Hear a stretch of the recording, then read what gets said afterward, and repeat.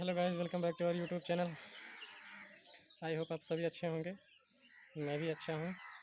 शाम का वक्त है और आज का जो टॉपिक है वो है हमास और इजराइल का जो सीज फायर हुआ है।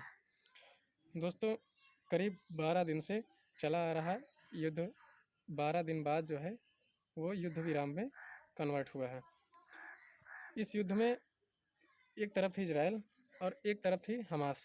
हमास एक आतंकवादी संगठन है जो फ़िलिस्तीन वाला जो फ़िलिस्तीन कंट्री था उस पर इजराइल ने अपना अधिकार जमा लिया युद्ध करके, जीत जीत के। और एक उसका गाज़ा पट्टी नामक स्थान है, तो गाज़ा पट्टी में उसका आतंकवादी संगठन रहता है जिसका नाम है हमास। हमास से युद्ध चल रहा था, ना कि फ़िलिस्तीन से। ओके, आपको ये बात याद रखना है कि इजराइल का जो युद्ध चल रहा था वो हमास आतंकवादी नामक संगठन से चल रहा था और वो क्षेत्र गाज़ा पट्टी पे है, ना कि वो फ़िलिस्तीन। क्योंकि फ़िलिस्तीन जो वेस्ट बैंक वाला क्षेत्र है वहाँ फ़िलिस्तीन रहता है। तो इस पे युद्ध विराम आप समझ सकते हैं। इजराइल की जो प्रधानमंत्री हैं नेतन्याहू, बेंजामिन नेतन्याहू, उन्होंने कहा था कि हम हमास को पूरी तरह से तबाह करके मानेंगे, बर्बाद करके मानेंगे। अब आप बताइए, जो जिस देश का प्रधानमंत्री ऐसा बोल रहा है वो एक छोटे से देश मिस्र के कहने पे मान सकता है? आप अनुमान लगाइए। क्योंकि उसको इजराइल को ये अमेरिका का फुल सपोर्ट था। अमेरिका ने कहा है, खुल करके कहा है कि इजराइल को आत्म सुरक्षा करने का पूरा अधिकार है, उसकी अपना सुरक्षा करने का पूरा अधिकार है। ये जो बाइडेन ने कहा, अमेरिका के जो राष्ट्रपति हैं। तो आप समझ सकते हैं कि जो खुल की जो बात ये है। उसके बाद क्या हुआ, एक छोटा सा देश, उसी का इजराइल का ही छोटा सा देश, पड़ोसी देश है मिस्र। और जो सीज फायर हुआ है उसका सारा श्रेय मिस्र को जाता है। मिस्र ने दोनों देशों के बीच में शांति समझौता करवाया है। अब आप बताइए, इतना बड़ा आतंकवादी संगठन हमास और इजराइल देश, ये एक मिस्र की सुन सकते हैं? नहीं, मिस्र की नहीं सुनेंगे। मिस्र तो एक मोहरा है, उसके पीछे असल का जो आदमी है वो है चौधरी, विश्व का चौधरी, अमेरिका। ये अमेरिका की कूटनीति है। इनको लड़ाओ, अगर ये लोग लड़ेंगे नहीं तो हमारा हथियार नहीं बिकेगा। ये इनकी सोच है।